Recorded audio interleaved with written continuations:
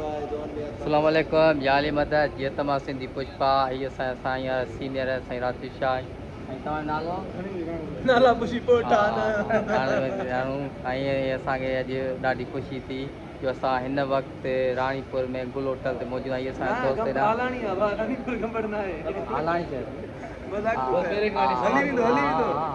ते आहियूं ऐं असांजा दोस्त होॾां वेठा आहिनि साईं चाल आहे ख़ुशि आहियो कहिड़ा हेॾा हे असांजो उस्ताद जी हा हे असां हिन वक़्तु हालाणी शहर गुल होटल ते मौजूदु आहियूं ॾाढी ख़ुशी थी ऐं असां जेकी असां मीटिंग ठाही इन ते असां क़ाइमु रहंदासीं ऐं असां जेकी असां हींअर मीटिंग कई जेको असां चयोसीं उहो इनशाला कंदासीं ऐं तव्हांखे अहिड़ी फिल्म ठाहे ॾेखारींदासीं जो तव्हां बहितरीनु ॾिसी ऐं असांखे घंटी वॼाईंदो आहे घंटी वॼाईंदो आहे थोरो हेॾे अचो न थोरो तव्हांजे दोस्तनि खे अचो वेझो अस्सलाम वालेकुम दोस्तो याली मदद तव्हांजो पंहिंजो आर्टिस्ट ताहिर कुंदर तव्हां मूंखे सुञाणींदा हूंदो अलहमदिल्ला अदो बि तमामु सुठो फेमस आहे अदे जो चैनल जो नालो छा आहे दा सिंधी पुष्पा खे सपोर्ट कयो बाक़ाइदे सपोर्ट कयो दिलि सां पंहिंजो सिंधी दोस्त आहे अॻिते ईंदो ऐं अॻिते आयो आहे घंटी बि वॼायो पर सब्सक्राइब बि कयो ऐं ॾिसो बि छो जो वॉच लाज़मी आहे टाइम मिलंदो त मतिलबु सम्झी सघो था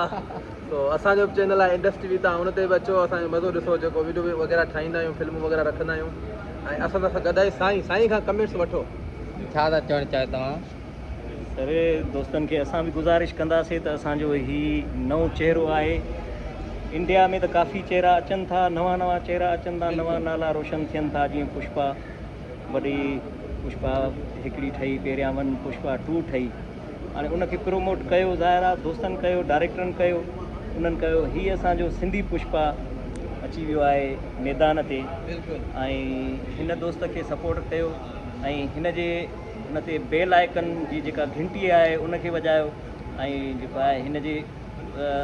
सिंधी चैनल खे सिंधी पुष्पा चैनल आहे हिन जो उनखे जेको आहे तव्हां ॾिसो बि वॉच टाइम बि ॾियो हिनखे ऐं घंटी लाज़मी वॼायो सब्सक्राइब बि कयो